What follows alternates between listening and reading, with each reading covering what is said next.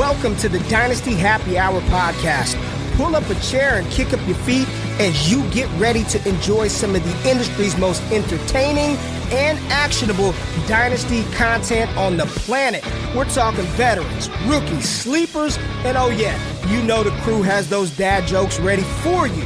So let's not wait any longer and bring on the host or some combination of Doug and Tyler.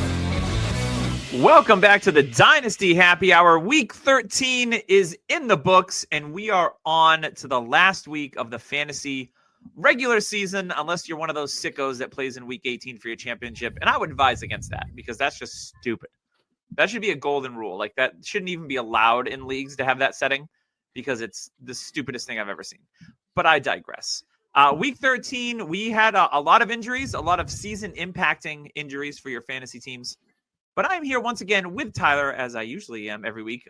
Unlike last week, though, it was just me. So hopefully you enjoyed the solo pod. They're not easy to do, as you just hear me mumbling on for 45 minutes. But they are fun, and I hope you enjoyed it. But now I have someone to talk to, and I don't feel lonely. And it's Tyler. It's a me. He's here. It's a me. Yeah, it's good to be back. But the end is coming. I think we're gonna do 2 more episodes with me, and then Doug, you have to decide. You have to decide red pill or blue pill or the suppository. Yeah, I think the blue pill makes me last a long time, so I might take that one. The blue pill. Okay. I'm not sure which one that does, but. All right. Anywho, let's talk a little bit about some injuries this week because we had some heavy hitters, if you will. Christian McCaffrey came up lame, pulled himself out of the game. He has a PCL injury. He was placed on IR again, which means he misses the next 4 games, which, to be quite honest, I think he's done for the season. The Niners are on the outside looking in the playoff picture. They've got a fairly tough schedule coming up. I can't imagine that Christian McCaffrey plays again this season, especially if they're out of the playoffs. Were you saying, Tyler? Real question. Are you worried about because we've seen it with big time running backs. When they fall, it's quick. It's like in an instant. And with these superstars, even at wide receiver with like Julio Jones and all those guys, when they fall, it's off a cliff. Big tree fall hard. Yes. You're not wrong. I would like to think that CMC is a little different, but here's the thing. He had the Achilles tendonitis, which he missed, the half the season with. It's not going away. He comes back and plays, 3 games? He looks okay, but he's not, you can see he's not himself. He doesn't score a touchdown, I don't think, in those 3 weeks, or maybe he scored 1. But, I think the Niners offense is just a little broken. And McCaffrey, if you traded him before the season, I traded him in 1 league. I think I traded him for Jalen Waddle and a couple of picks, and I was okay with that because I wasn't planning on contending, but then I'm contending, so whatever. Yeah, you're right, though. The wheels do fall off. I mean, Adrian Peterson might have been the exception, but you even saw at the end of his career when he bounced around to Washington and New Orleans and Detroit and all these places. That was a money grab. Because his ass is broke. Yeah, he still needs it. He'll come play for your fantasy team for free. That's true. So, yeah, I'm a little concerned. The thing with the Niners backfield, too, Jordan Mason was also placed on IR with a high ankle sprain. So if you've been sitting on Isaac Guerendo. Guerendo. Yeah, it's Isaac Guerendo. Isaac. That's a great one. Ladidi McConkey. Isaac Guerendo. He could be a league winner. I just don't know that the Niners offense is something that I'm relying on every week. He went for a full fab bid in my redraft league. Guy spent all his money on him, and I was like, yeah, I was going to do the same. I just didn't have as much money. It was more of a defensive block. I didn't want anyone else to have him. I would never start him because my team's pretty stacked. But, Guerendo, they just picked up Israel Abanikanda from the Jets. I think that's sneaky. I kind of like that because Abanikanda I liked him coming out, and he was like a late third round rookie pick that year. Obviously it's a little bit of a crowded room there with Breece Hall, Braylon Allen, and they have Isaiah Davis, who scored a touchdown last week, who a lot of people liked in the draft community. He was a later pick, looked pretty good in his limited touches. So Yeah, the Niners, I'm not really banking on them for fantasy success down the stretch. Maybe I'll be wrong about that, but the McCaffrey injury is a big one. We did see quarterback Trevor Lawrence come back from his left shoulder injury, and he got concussed on a dirty hit from Aziz Al-Shair, who was ejected in the game, but also suspended for 3 games for his history with dirty hits and then taking out Trevor Lawrence. So it looks like Trevor Lawrence, he came back last week. It looks like he's going to miss a week. I just made a trade for Trevor Lawrence.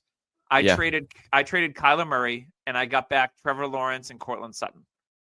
I'm just kind of out on the Kyler Murray experience. I thought, he was Matthew Berry's ride or die this year. I was starting to feel good about Kyler after they drafted Marv. They have McBride.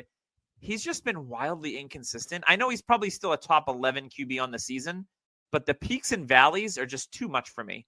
And I'm just out on Kyler Murray. So I'm going to get younger with Trevor Lawrence, and I'm going to add a piece for a team that is going to make the playoffs in Cortland Sutton.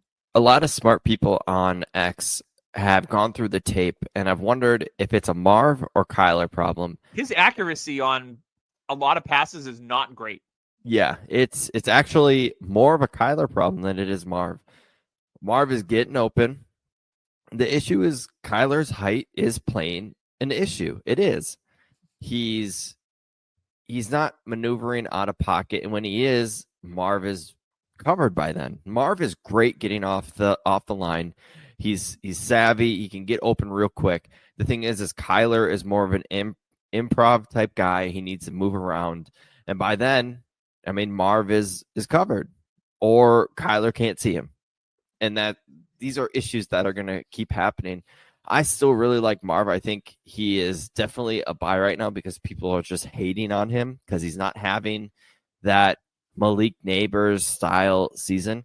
Yeah, You know what? If Trey McBride was on the Giants, would Neighbors be having the season he's having? McBride's Probably getting not. Double-digit targets every single week. Like he's been feasting. It's deserved. Just no touchdowns. It's deserved because McBride is a McBeast. Oh, look at McDonald's. Your local McDonald's. See if you have it. So, I still really like Marv. Kyler, I agree. I was on him at the beginning of the year, and then in UDPL, I traded him for 104, which turned into Jane Daniels, which then the trickle down turned into that. Yep. Tinker Tyler started to turn into multiple things. And now I got Mahomes. Weird. I don't know. and yeah, if you ever lose in our comic book league and get last place, I believe there is a Marvel character named the Tinkerer. So you could probably take that one. Yeah. But yeah, I still like Trevor Lawrence. The hit was dirty. I do agree. Trevor was a little late, but it was dirty. Yes. The arms into the neck and head area was uncalled for. He didn't need to do that. Mm-hmm. And but Trevor, I think Mahomes ruined it with his whole entire fake slide type thing where he was going to run out of bounds and then turn the corner. Yeah. The innovator, Kenny Pickett. Of the fake slide. They banned it in the NCAA when he was with Pitt. Remember that? Yes. That was a great play. Yeah, Mahomes is like the sideline, like, oh, I'm going to go out. Oh, no, I'm not. And I'm like, oh, you little dick. Yeah. So, yeah, I still like Trevor. I know the two juicy spots for Ben Johnson are going to be Jacksonville and Chicago. Mm-hmm. Rumors have it he's still pissed at Chicago for choosing Eberflus over him last year. So I'm hoping that he decides Jacksonville is it because they have a actually good core, a good young core that he can build around. Trevor Lawrence is a lot like Jared Goff in the way he plays, but he's a little more athletic. We got Brian Thomas. I really like Parker Washington. I have since he's a rookie Penn State guy. I still like Christian Kirk when he's healthy. Yeah, I'm not sure if he's part of the future, but a lot of people in the building. From what I'm hearing, is Parker Washington is the future slot guy. So if you have a chance to get him for dirt cheap, still do it. But yeah, like they got a lot of weapons. They got Ingram. The offensive line can get better, and Tank Bigsby is definitely better than Etienne. But Etienne could be a good pass catching type running back if you just. I feel like Etienne is like I think right now in Dynasty is like RB like 25 or 26. Like I feel like that is deserved. Like, yeah, but it's like one of those guys like if. if I had to give up a late second to try to get Etienne, Yeah, that's fair. I think the juice might be worth the squeeze on that if you could pull that off. Yeah, Because people just have like a bad taste in their mouth because he wasn't as good as he was last year. Although he did fade down the stretch last year, so this is a bit of a pattern. But maybe he turns it around, maybe he doesn't. Who knows? yeah, and I mean it could be like a thunder and lightning type thing. Like, sure. Like if say that they do get Ben Johnson, Tank and Etienne could turn into a Gibbs and Montgomery type role, which would be actually kind of exciting because they're both very talented people. Yeah, let's wrap. I'm just going to go rapid fire over these injuries.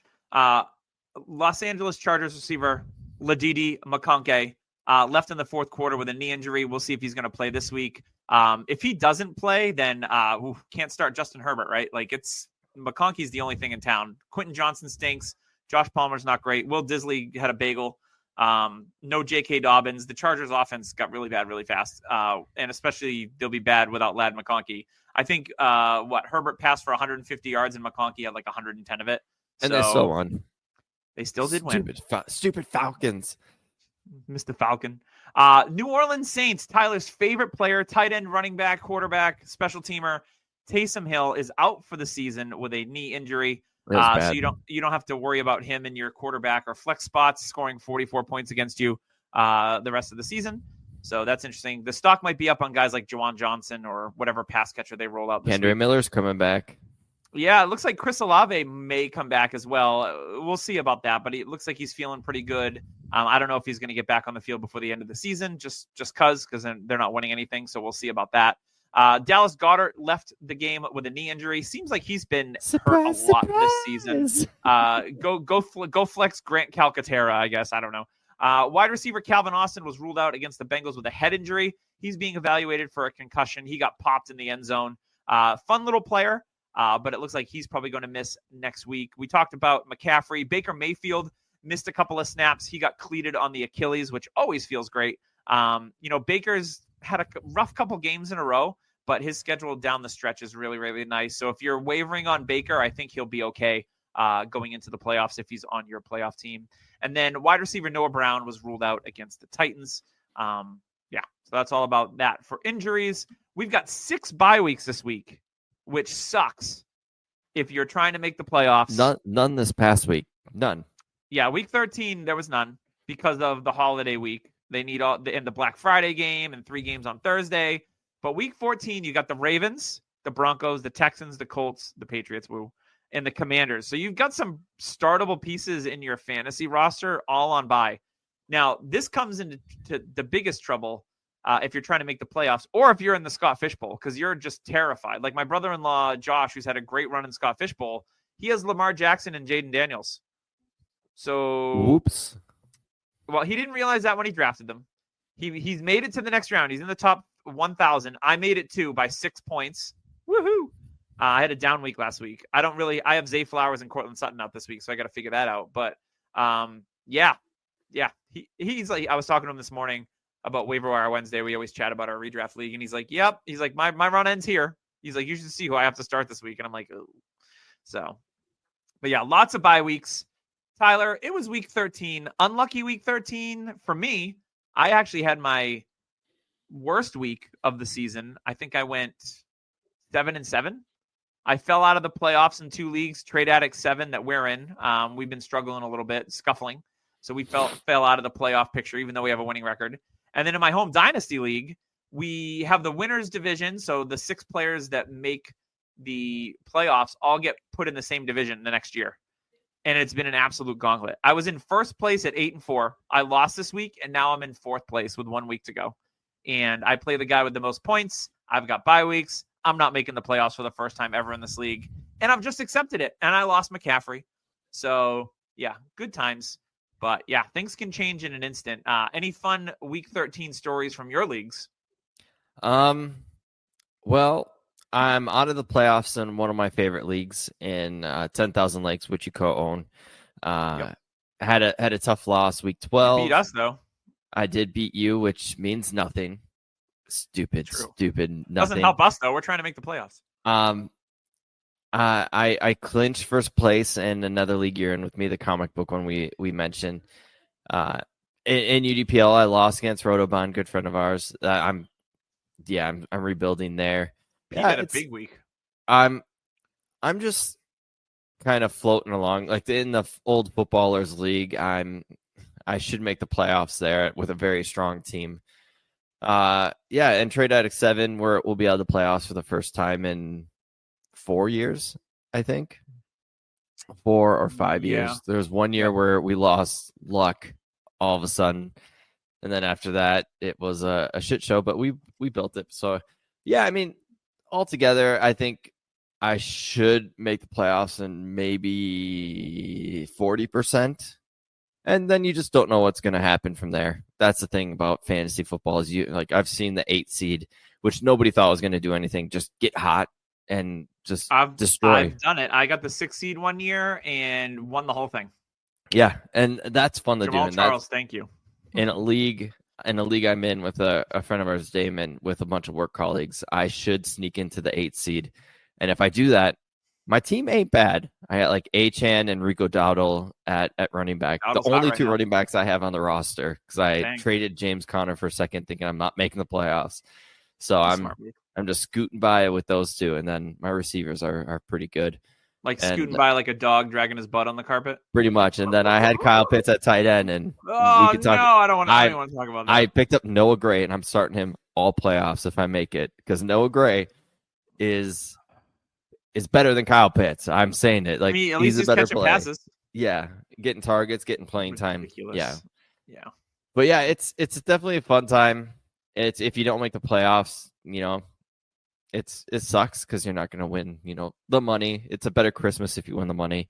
But even then, like, it's a good time to look at your league, look at your team, and be like, okay, next year, what picks do I have? Which direction should I go? Do you even want to return to that league next year? Like, yeah, I mean, we had somebody, which I've had to trade out for 4 weeks, and I should have known, in the footballers league, that's like, hey, I'm leaving the league, and I'm like, it makes sense because he was not active, which he usually is. You don't want inactive managers anyway. Yeah, it's a good time to kind of look at yourself and be like, okay, I sucked at waivers in 3 leagues. Maybe I should cut 3. So, yeah, it's that time of year. Yeah, I'm in 14 leagues this year. I think I'm going to looks like I'll make the playoffs in 12 and just miss. I'll have winning records in the other 2 and miss out, but it is what it is.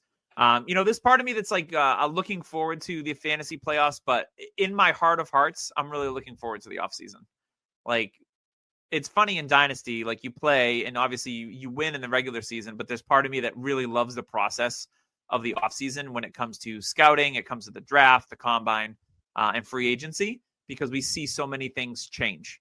So, one thing that I've been trying to be more active is during the season making trades. And I'm going to try to do that in the offseason too. We know there's always this lull after the Super Bowl and before the combine where you don't see a lot of trades because everything's kind of up in the air. I think I want to try to take advantage of that more this year.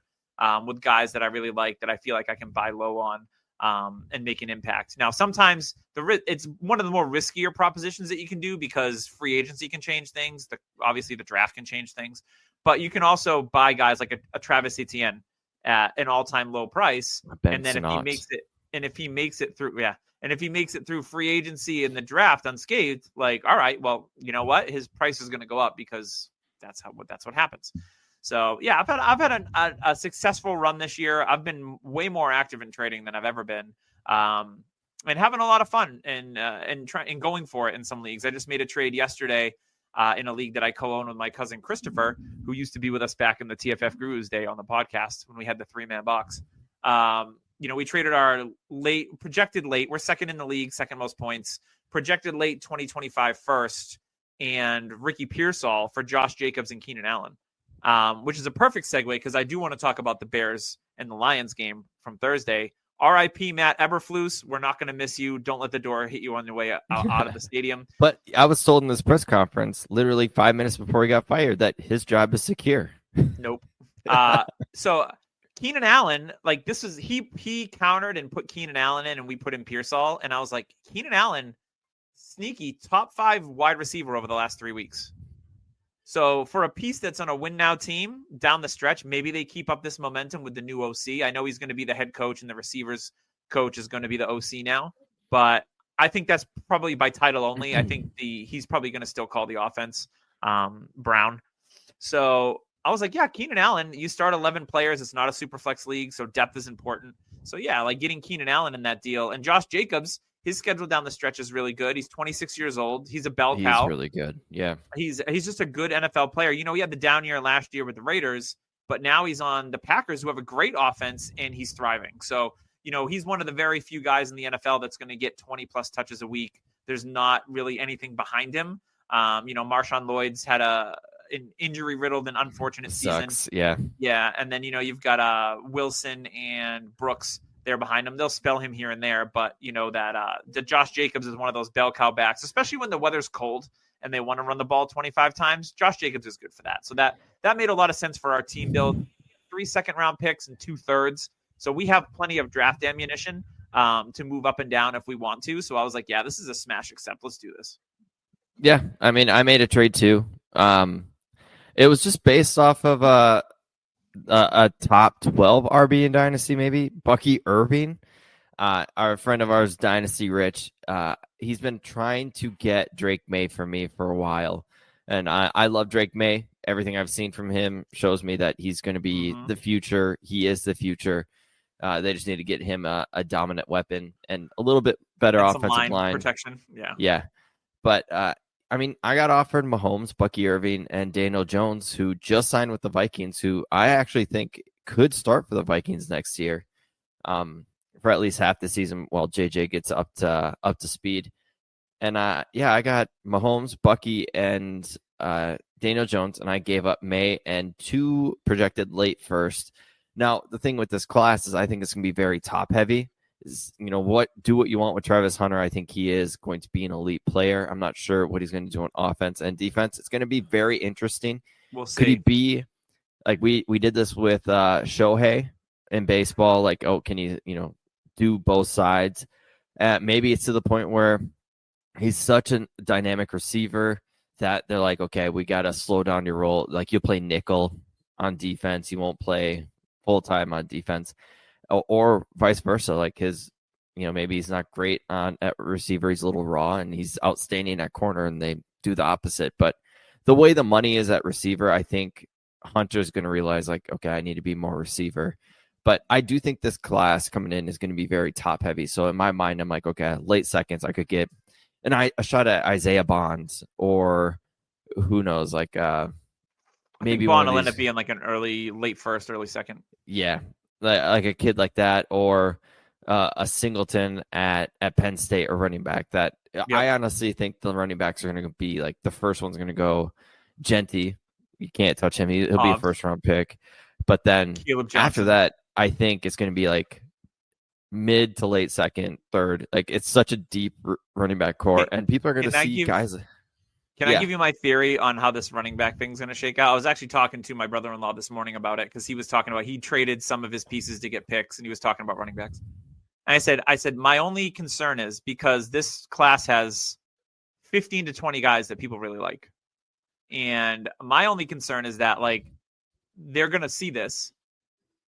A handful of running backs will go back to school. Like, we see that happen every year.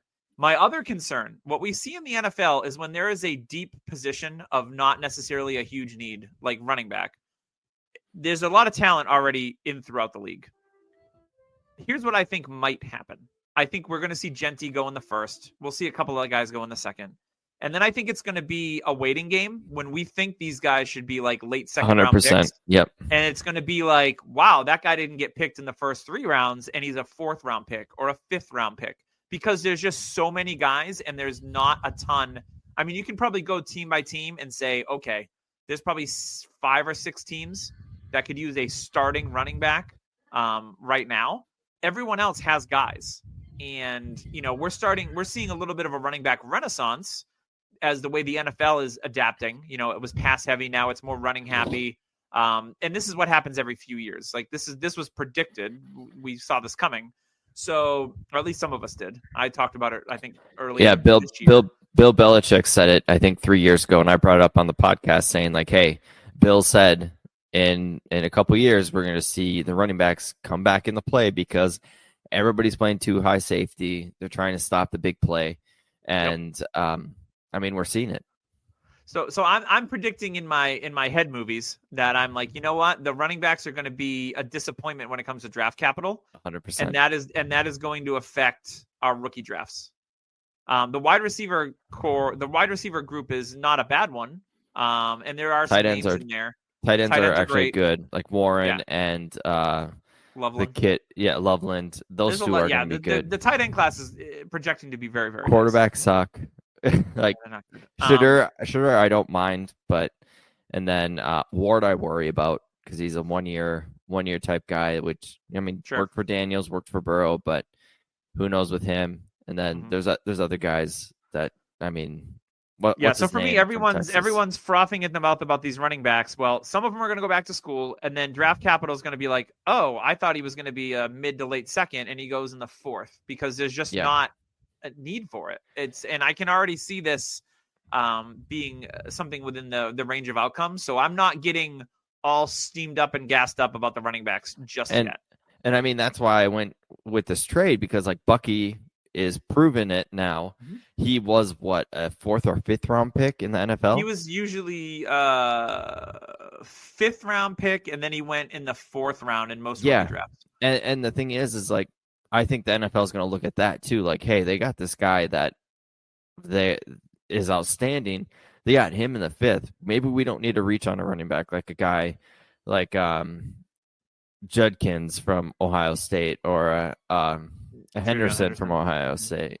Like that was my worry when I had the 2 late first. Like I was like, ooh, I got some first, but I'm like the late first this year, I'm not feeling in a not good quarterback class. Yeah.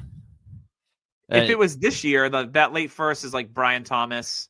Yeah, Jonathan Brooks. And I think we're gonna look at that and be like, ooh, yeah, last year's late first were great. Like we can't look at that like that. No. Yeah, that's why 4 to 5 quarterbacks go like 4 for them. Bo was a late first, right? Yeah. Early second. That's why when I did the trade, I looked at it. I'm like, okay, Bucky's a mid to late. Mahomes is worth more than May, and I love May, but Mahomes is Mahomes. Yep. I think Mahomes will bounce back a little bit value wise at the end of the year, but yeah, it's. I made that trade. It was tough because, like I said, I love May, but Bucky being a focal point in Tampa, I think for the next 3 to 4 years is. I tried to trade that late first that we gave up for Josh Jacobs, and I tried to get Bucky, and the guy's like, I need more, and I'm like, no. Like, yeah, no, that's what it's turning into. I'm like, a late first is appropriate value for Bucky Irving. And he's like, no, I would need more. And I'm like, nah, I'm out. And then I was like, let me go talk to another manager. And I got that Jacobs deal done, which I'm perfectly okay with. The guy has multiple toe injuries, a hip injury, and he's 25 carries, 150 yards, a touchdown. He's what, 5'10", 200 pounds, but his balance is insane.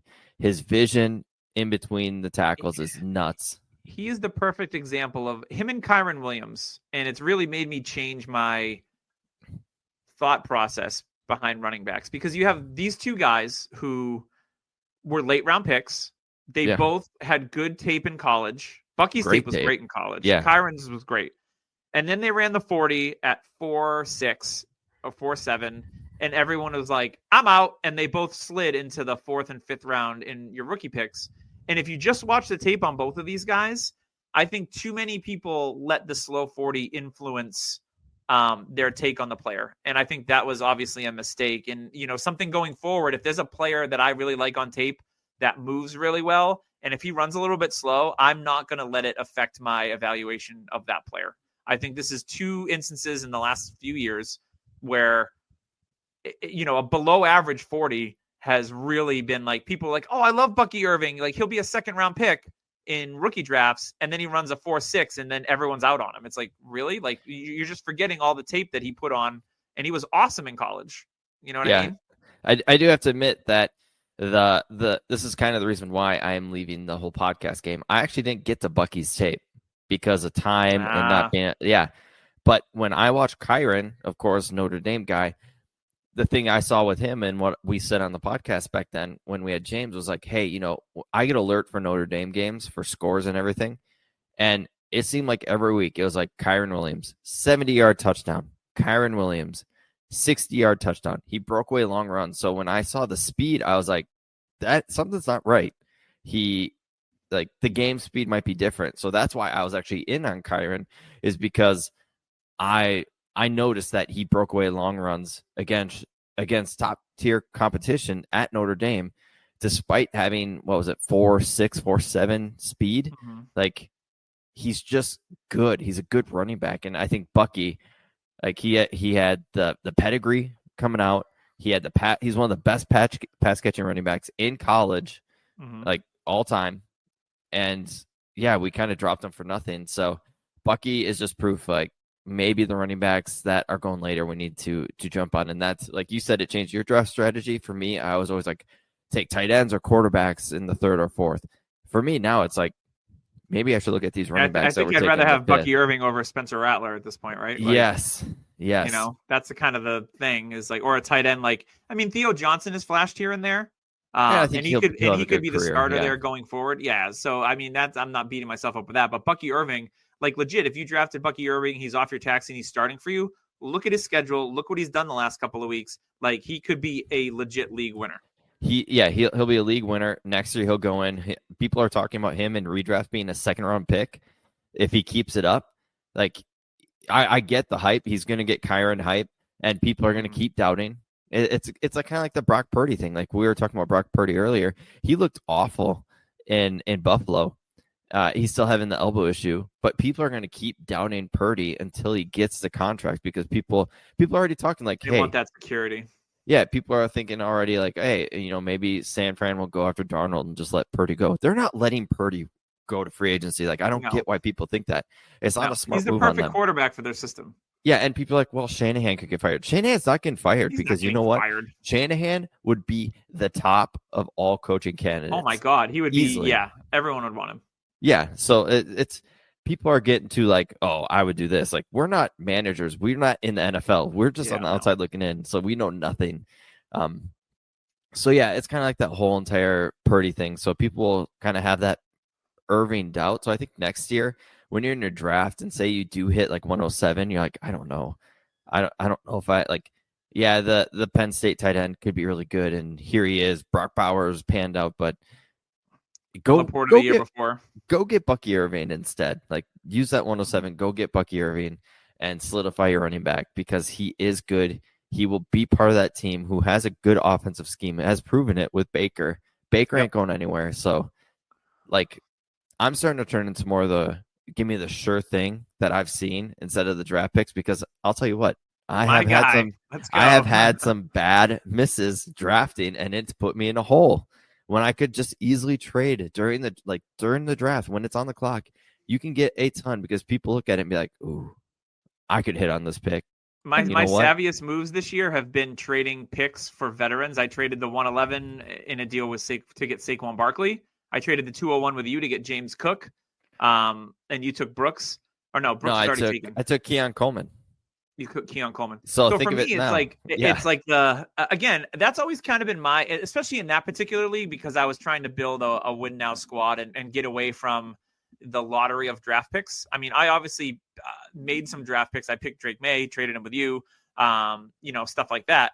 But for me, it was like, all right, how am I going to build this team to win now, but still have a little bit of youth? I mean, James Cook's not old. Barkley's got at least a couple of years left. Like, and for me, it was like my Dynasty. Yeah. I don't have any teams in Dynasty right now where I'm completely rebuilding, which is nice. So I feel more secure in trading those future lottery picks. And if I miss, I miss. But trading them for a more established player now just seems like the way that all my teams are built is just the way that I'm going to be going forward until those teams crumble down and I need to rebuild them. That's one thing I wish I could go back in time during that draft we just had in UDPL, was telling myself that running back age doesn't matter. When they would hit 25, I would actually go into like oh shit, I've got a year until his value falls. But I think now what that we're seeing, and I think the free agency class with like Pollard, Jacobs, Henry, and all these guys that move teams and dominate. Well. Barkley, they're all doing well on their new teams. And I think what the NFL is seeing, like, hey, like we can go sign them for $8 million a year, but it could be the last piece we need our offense work, because the West Coast play action, the play action style offense is got to run the ball to make that work. Yeah. And I think that's, I mean, like you said, we're going back old school. West Coast was as old school as you can probably get. So, so I agree. I think people are like, when Tyler Algier becomes a Algier becomes a free agent, I think he's going to be a hotter name than we think because he's a good running back. He's great on first and second downs. He could be a guy that, I mean, offense or teams could just pluck off Atlanta and just be like, hey, like we'll give you a 4th round for him. His contract's coming up. So yeah, I think we're going to see that more, like when we saw Michael Turner from San Diego get traded to Atlanta, and all these guys.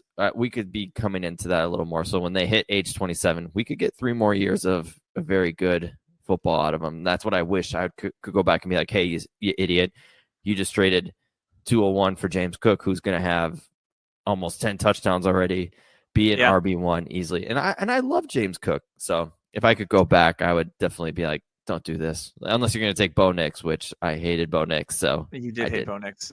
Yeah, I think it's what you see the NFL teams doing. You saw the Patriots extend Ramondre Stevenson. You saw, obviously the Cardinals just extended James Conner for 2 more years at like $9 million apiece. You saw the Panthers extend Chuba Hubbard.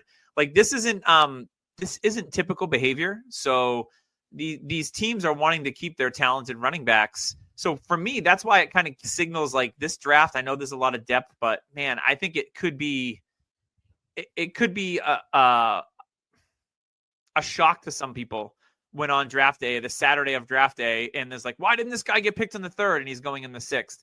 Just because like there's 200 running backs fighting for 100 spots kind of thing on rosters, and some of those older veterans might get shuffled out. But we said that last year, and really. The older veterans, a lot of them, I mean, outside of like a Zeke Elliott, he'll be out of the league next year. Guys like that are Dalvin Cook. That's another guy that he didn't start last year, but another guy that's, struggling to find a team. Those are the kind of guys that are going to be out. It's not going to be anybody that's currently playing and getting snaps. I can't see Kareem Hunt not playing next year unless he decides to retire. Like, I feel that he's played well enough to maybe stay with the Chiefs and be the backup to Pacheco because he's comfortable in that system. I mean, so it's the running back landscape is going to be fascinating in the offseason. I agree. And like you said, Dallas could be looking. We could be looking at teams like San Fran, maybe looking at their future, but they're not going to jump in and just, they're just going to wait. These guys don't get graded. These guys outside of Genty and maybe 2 other guys, I feel like a lot of these guys are going to be very tightly clustered when it comes to team grades. And they're just going to wait and get the last guy in that tier, just like we do in fantasy. Like, all right, I've got a tier of 5 running backs. I'm cool with any of the 5. Like, let's just make a move when the 4th or 5th guy is available, and we'll get him then. I think the issue also with this class coming up is we looked at last year and we're like, okay, oh, damn. Like, we got Caleb. We got the Heisman Trophy winner, Jane Daniels. We got Drake May, who the year before was like a stud. Yeah. We got guys like Marvin Harrison Jr., who was, we've been talking about since, prospect. Yeah. And then we had Rome Odunze, who we thought could be a wide receiver 1 the year before. Then we had Malik Neighbors, who were like, hey, this guy is an elite prospect. And we're sitting here like Brock Bowers, one of the best tight end prospects to come out. And we talked the best tight end prospect to ever come out. We talked about that in length all year. We were so excited. This year, you're not even sure like who could be 101. Like Genty could be the 101, but I mean, and we're sitting here like when you don't have a quarterback, and especially in Superflex, being like, okay, what quarterback is definitely going to be up there? That's when you know your class is going to be rough, because when you have the feeling like this, where you're not sure who after the 101, especially when a running back is 101. I was going to say, if you're taking a running back 101 in a Superflex draft, then the quarterback class is not great. There will be people, if Shadur goes to like the Raiders, people will draft him 101 because they have a team need at quarterback. That'll happen. There's no doubt in my mind that'll happen. Someone might take Cam Ward 2nd and then Genty goes 3rd. Like that could happen. I could see that. You're right. There's no like excitement and buzz around the quarterback position. 2023, people will go back to that and be like, well, look at that. Bijan was 101. But Bijan was like one of those guys we talked about since he was a freshman. He was top 10 pick. Yeah, he was an elite player. Starter. So, I mean, Genty could be that. But after that, I mean, we still had Bryce Young. We had Richardson. We had Stroud. We had quarterbacks.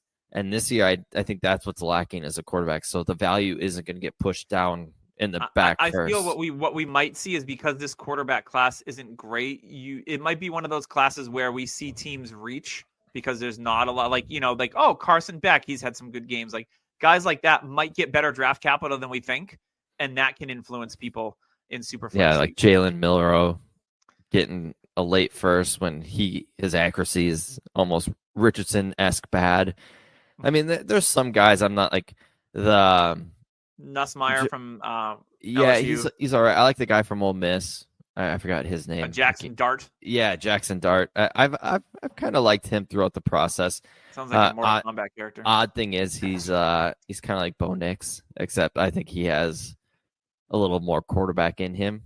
Ooh, okay. So yeah, I don't know. This class was definitely confusing. So for me, when I don't have picks, I'm okay about it.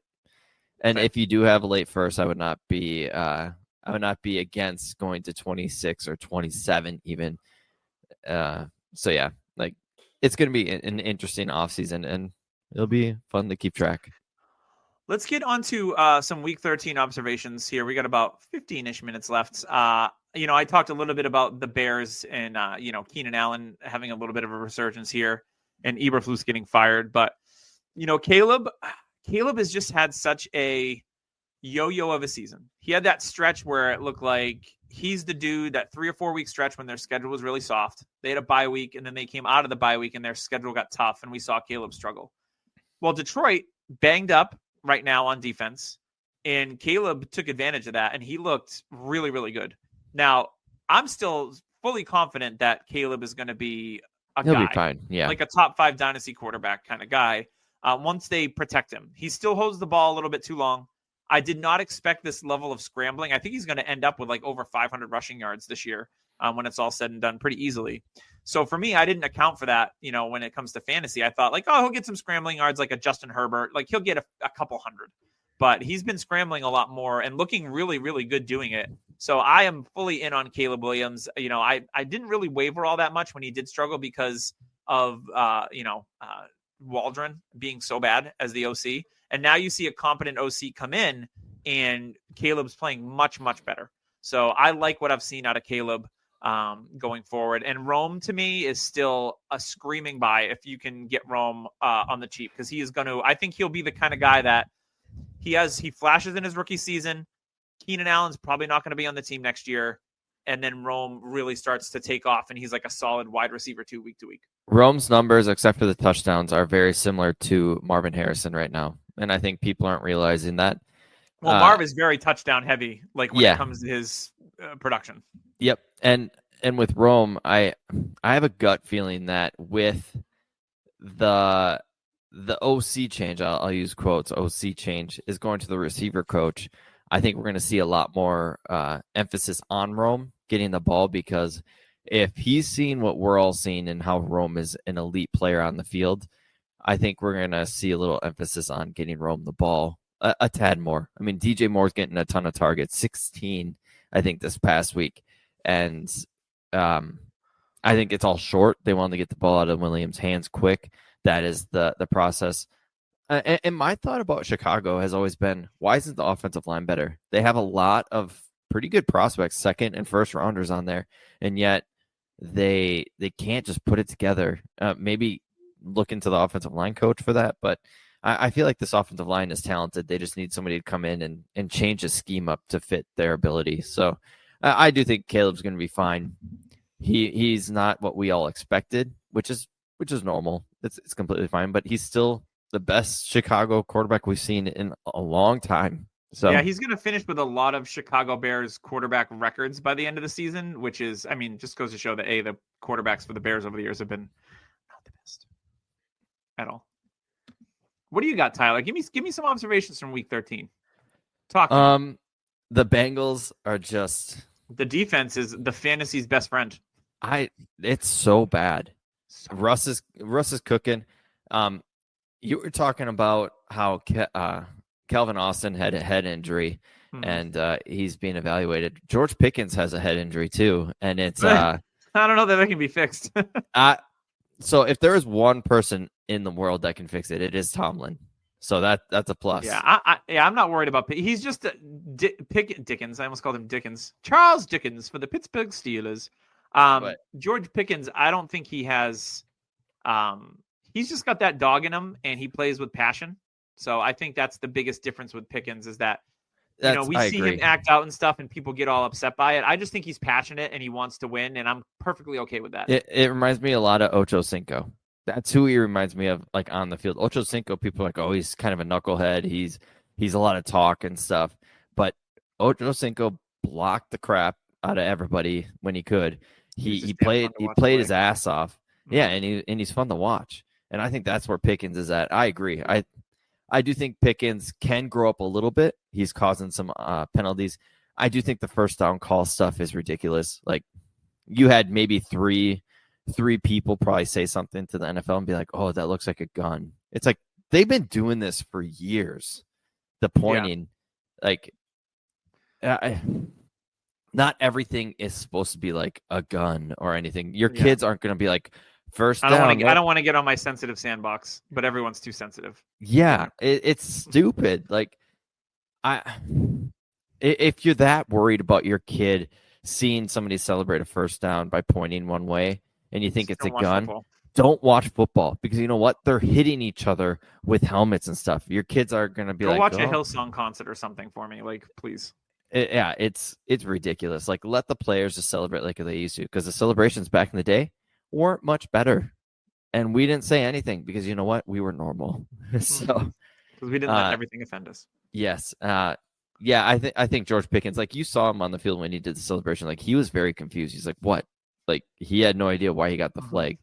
And I think he was irritated by it because Bryce Tomlin's been on his ass about getting better on the field, and he's been better except for that one stupid play. So and for me personally, I think Pickens is going to keep jumping into the elite tier receiver. And if you can get him for a said first, like say Tech McMillan is on the board and somebody wants him real bad, and you can get Pickens straight up for him, 100% do it. Because I think Pickens is on another level this year. Mm-hmm. So Pickens has reached the level of more than a first round pick, I would say. Okay. I wanted to talk a little bit about where was it? I just lost it. There we go. Your Falcons, Tyler, because there is a lot of smoke now about Kirk Cousins. There's a lot of smoke about Kirk Cousins, maybe not even finishing the season as the Falcons quarterback. They might go to Penix. And Kyle Pitts, I don't even want to talk about him. Like, forget about that. We all know that situation sucks. Yeah, can I just talk about the whole entire damn team? I'll give you 2 minutes. Okay. So Bijan is the whole offense, as he should be. They should go around him. Drake London is a great receiver, but he's not elite. I'm sorry. He's not. Fair. He's a great receiver. He's a T. Higgins-esque type player. I do think T. Higgins has a little more special ability than London, like when healthy. Higgins is special when it comes to like his body control. Drake London is just tall, big, and long and can do some things. Kyle Pitts. It'll be on his gravestone, by the way. Tall, big, and long, and did some things. Kyle Pitts is not trying anymore. He's not putting in effort. We've seen it on the field for a long time. He's getting 40% of snaps. On routes, he gives up. Like, it's stupid. So Kirk Cousins can't make boundary throws anymore because he doesn't have the arm. He can't push off with his Achilles. He can't. I've noticed that too. He sails things a little bit. It's like not like Peyton Manning last season, like rainbow lollipops, but it's worse. This no, it's not worse. That was the worst I've ever seen. Okay. He just doesn't have the juice to push through and rocket to the boundary. Yeah. When he threw that ball to the boundary that got picked for a pick six, every person knew. Like, that ball took forever to get there. It was very Mac Jonesian of the Patriots last year because he got pick six like 3 times doing that. Mac Jones has more arm talent right now than Cousins. Like, he's washed. And now I'm kind of seeing like this Atlanta pick makes sense. Weird. Achilles injuries, they're not good for quarterbacks. Strange. Penix, when we saw him play against Denver, it was obvious. Like, the ball came out different. He has so much zip on the ball. It makes a ton of sense if the front office can just suck it up and be like, okay, we made a mistake, but we also made a non-mistake by drafting somebody. Penix is our future. He's 24 years old. Let's get him in there. Let's do it. The thing with Penix too, I was actually rewatching some Michael Penix footage not too long ago. And the crazy thing about Penix is he has awesome arm strength, but if you watch a lot of his highlight throws in college, he was throwing off of his back foot. Like he wasn't even, his mechanics weren't great, but he made up for it because he has a strong arm. His arm is unbelievable. If he gets his lower body and feet mechanics in line, he is going to have even more of a howitzer. So the reason why there's a couple players the Rams wanted to trade up in the first round, it was Brock Bowers. And it was Penix. And the reason why they wanted Penix is because, Zach Robinson. Yeah, Zach Robinson was with the Rams, and Zach Robinson even said, he goes, he's one of the best arms I've seen since Stafford. And Stafford still has a crazy, crazy arm, but those arms don't come into the league that often. When you're accurate, you've got zip on the ball, you know how to take zip off the ball at different, areas of the field. Penix is going to be, I think, a very good player. I do think they need to make the switch if they want to have a chance at the playoffs, because Kirk is not getting you there. Kirk has had 2 good games. Yeah, they're leading the division, but they've lost 3 in a row. Yeah. I mean, the defense is playing so much better. We had 5 sacks the last game. 5. We never have 5 sacks. We've always sucked. It's been so gross and so bad. Matthew Judon washed. Yeah, he sucks. Thanks for the 3rd round pick, by the way.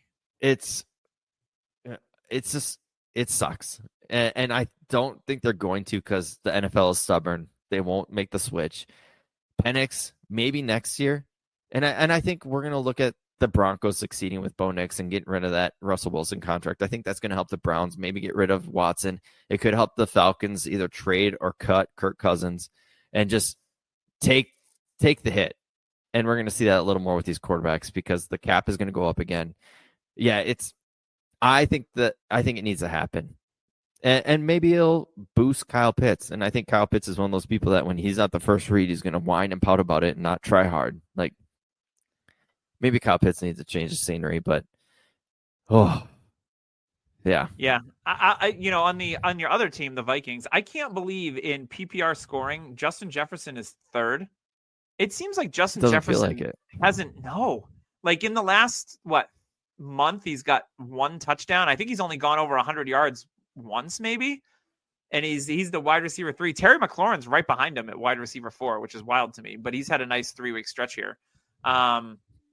It feels to me, if you have Jefferson on your team and you're making the playoffs, you're hoping that he's going to explode over the next few weeks. I think it will come. I mean, they play Atlanta this week, so that'll be a fun game to just be hurt. Maybe Cousins will have his tie. If Cousins doesn't play good this game, I think the change could happen, because you got the whole revenge narrative. This could happen. I think Cousins gets destroyed this game. Flores knows his tendencies from last year. KOC knows KOC's best ability is knowing what he needs the quarterback to do to make him be the best player he can be. That is what KOC does. Yeah. And KOC is going to be like, all right, like we all know his arm strength ain't there. We'll take away the middle of the field, short passes, and we'll make him go long. And I mean, I would think like Harrison Smith is going to have like 5 picks. I wouldn't be shocked if that happens. Let's go with a pick. So for me, I do think that we could see some Penix this game, and it could be the start of a new era. And what if this draft class had 6 quarterbacks pan out? That would be absolutely wild. And I would love it, because that almost never happens. We talked about it in the offseason, is like the percentages are 50%, right? Yeah. Like we were like, hey, out of these 6 first-round quarterbacks, 3 of them aren't going to make it. Well, guess what?